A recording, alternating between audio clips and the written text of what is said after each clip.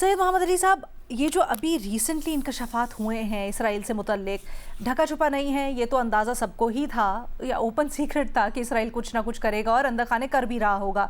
लेकिन अमरीकी नायब सदर की तरफ से इंकशाफात किए जाना या खुलकर ऑन रिकॉर्ड ये बात करना, इसकी अहमियत क्या है? अलीना, बहुत शुक्रिया। मैं समझता हूँ बहुत दिलचस्प सूरत-ए-हाल है। सूरत-ए-हाल में कोई बहुत ज़्यादा तब्दीली नहीं हुई है, लेकिन असल में जो बात है, जो पेचीदगी है मामले की, वो अब ज़्यादा खुल के लोगों के सामने आ रही है। अलबत्ता अमरीकी नायब सदर की जानिब से ये इंकशाफ डेफ़िनेटली ये शो करता है कि जब से ये जंग प्लान की गई है, कंडक्ट की गई है और जितना पीस प्रोसेस चला है, उसमें वो अपने सियासी मुस्तक़बिल को बड़ी अहमियत दे रहे हैं और कोशिश कर रहे हैं कि वो एक मुतवाज़न, ज़िम्मेदार पीस मेकर के तौर पे रिपब्लिकन पार्टी, आलमी बरादरी और अपने वोटर के सामने नज़र आएँ। ताकि क्योंकि देखें, वो इस बात को बखूबी जानते हैं कि वो अभी एक जवां साल अर्ली 40s में हैं, और he sees a long political career ahead of him. जबकि ये दूसरी और मोस्ट प्रोबेबली आखिरी टर्म है ट्रम्प साहब की, और उनको पता है कि अब अगर इस जंग को मिड टर्म इलेक्शन में वो सेल्क नहीं कर सकेंगे और अवाम का एतमाद और वोट हासिल नहीं कर सकेंगे, तो यही वो वक्त है कि कुछ बयानात और स्टेटमेंट्स के ज़रिए से, एहतियात के ज़रिए से किसी हद तक अपने आप को इन गलतियों और गलत फैसलों से जुदा किया जाए और वोटर, पार्टी और आलमी बरादरी के सामने दिखाया जाए कि जी देख, ठीक है, मैं वाइस प्रेसिडेंट तो था, बट डिसीजन तो सारे ट्रम्प साहब ले रहे थे, मैं उनको बता रहा था, लेकिन वो मान नहीं रहे थे, सुन नहीं रहे थे, और अपने मफादात और नज़रियात के तहत काम कर रहे थे। तो मैं इसमें कोई ज़्यादा हैरान नहीं हूँगा अगर आने वाले हफ्ते और महीनों में मिड टर्म के करीब जो जेडी वैंस हैं, उनके बयानात और सदर ट्रम्प की सोच और क्लेम्स में आपको फर्क मजीद बढ़ता हुआ नजर आएगा। और जैसे जैसे सदर ट्रम्प की सदारत अपने पाए तकमील तक पहुंचेगी, सिर्फ ये मौजूदा जंग नहीं, बाकी भी जो मामलात हैं जिसमें वो समझते हैं कि इनको अगर अपने सियासी मुस्तकबिल और रिपब्लिकन पार्टी के सियासी मुस्तकबिल के लिए नुकसानदेह वो फैसले साबित होंगे, उनसे ये अपने आप को पहलू तही करेंगे, अपना पहलू बचाएंगे और अपना दामन बचाएंगे और आगे चलने की कोशिश करेंगे। अच्छा, ये तो एक सियासी पहलू जो बड़ा इंपॉर्टेंट है। अच्छा, दूसरी बात ये एक हकीकत है कि जैरेड कुशनर हो जाएं, या जो उनके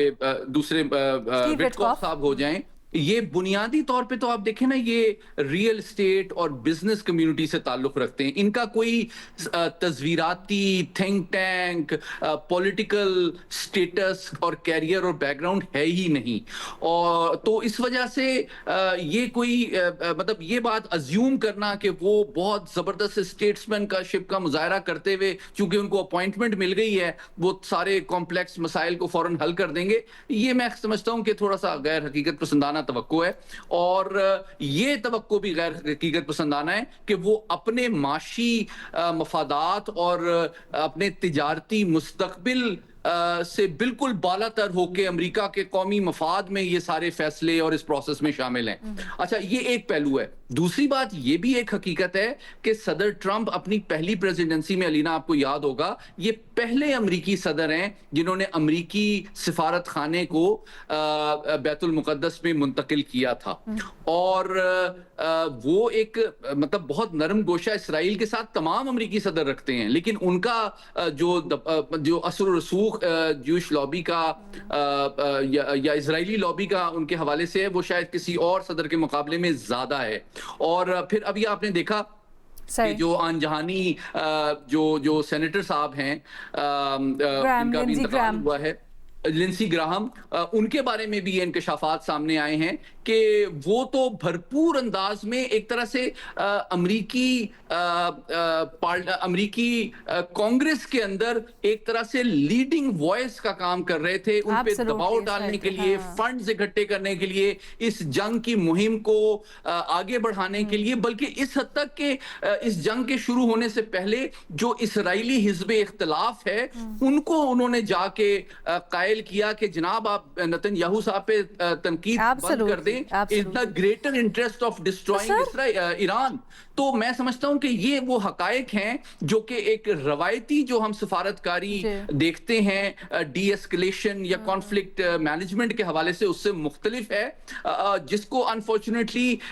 और दूसरी जानिब आपने देखा कि एक और फैक्टर मैं आखिरी बात कर लूं, ईरान चूंकि देखें जितने बड़े पैमाने पे एक फकीदुल मिसाल आपने जो जनाजा देखा साबिक रहबर का, उसके नतीजे में जो मौजूदा सियासी और फौजी क़यादत है उसको शायद ये एहसास हुआ है कि जनाब पूरी अवाम उनके साथ खड़ी है तमाम तकालीफ और नुकसानात के बावजूद, जिसकी वजह से शायद वो भी ज्यादा इम्बोल्डन हो गए हैं। और आपने देखा कि उनकी पार्लियामान ने भी मेजॉरिटी के साथ वोट किया कि जनाब हम रिवेंज लेना चाहते हैं। तो अब अनफॉर्चुनेटली ईरान का इम्बोल्डन होना और दूसरी जानिब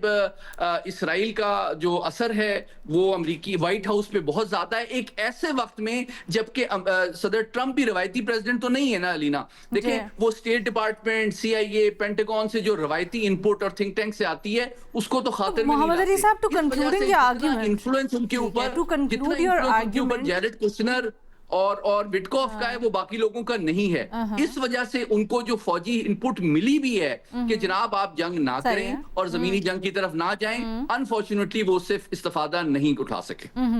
टू कंक्लूड योर आर्ग्यूमेंट, आप क्या समझेंगे यहाँ पर ट्रस्ट डेफिसिट का ज़्यादा जिम्मेदार कौन है, इसराइल की तरफ से या थ्रू विटकॉफ एंड कुशनर जो हो रहा था वो सब, अमरीकी डिसीजन मेकिंग या ईरानी डिसीजन मेकिंग? एक जुमले में अगर मैं कहूं तो मैं समझता हूं कि सदर ट्रंप की जो अंदाजे डिसीजन मेकिंग है वो अंदाजे डिसीजन मेकिंग है, क्योंकि उनका डिसीजन मेकिंग एक रवायती अमेरिकी प्रेसिडेंट की तरह इंक्लूसिव नहीं है। वो तमाम इंस्टीट्यूशन से इनपुट लेके जिस तरह एब्सोल्युटली, और आपने बड़ी अच्छी तरह से उसको एक्सप्लेन भी किया पूरा का पूरा क्रोनोलॉजिकल ऑर्डर में। शहजाद, अमेरिकी सदर हमें पता है अमेरिका इस डील के लिए बहुत डेस्परेट था, अमेरिका बड़ी शिद्दत से चाहता था डील हो, एट टाइम्स इम्पेशेंट भी हैं बाय नेचर सदर ट्रंप, और इस डील के लिए भी बड़े इम्पेशेंट थे, ये भी हमें पता है। तो क्या आप ये समझते हैं कि ईरान कहीं ना कहीं अच्छे नेगोशिएटर की क्वालिटी होती है, अपने अपोनेंट को समझता है, उनको ट्रंप की नेचर समझनी चाहिए थी या वहाँ पर भी थोड़ी सी उनसे चूक हुई? क्योंकि बार बार ट्रंप ये कहते हैं कि ईरानी झूठ बोल रहे हैं, एक चीज़ के ऊपर करते हैं फिर उसको इतना एक्सटेंड करते हैं, क्या ये फैक्टर भी हो सकता है? अलीना, देखें मिसट्रस्ट इतना ज्यादा है इन दोनों ममालिक के दरमियान, और ऑब्वियसली जो फरीकैन इसमें निगोशिएट कर रहे हैं कि किसी एक पर मुकम्मल रिस्पॉन्सिबिलिटी डालना जो है मेरे ख्याल से दुरुस्त नहीं होगा। अच्छा, इससे शुरू कर लेते हैं कि अभी जो रिसेंट सीजन में हमने एपिसोड देखा है जिसमें ईरान के ऊपर एक इल्जाम लगाया जा रहा है बिलखुसूस प्रेसिडेंट डोनाल्ड ट्रंप की तरफ से, और बाज हल्के ये कह रहे हैं कि ईरान ने जो है इर्रेस्पॉन्सिबली बिहेव किया। तो देखिए, इस वक्त अगर इस पर आर्ग्यूमेंट की जाए कि हाँ शायद उनको कतर के जो जहाज पर नहीं अटैक करना चाहिए था, अगर स्ट्रेट ऑफ हुर्मुज़ में किसी किस्म की खिलाफ वर्जी हो रही थी, वायलेशन हो रही थी, या ओमान के जरिए एक ऑल्टरनेट रूट निकालने की कोशिश कर रहे थे कुछ ममालिक बिलखसूस अमरीका,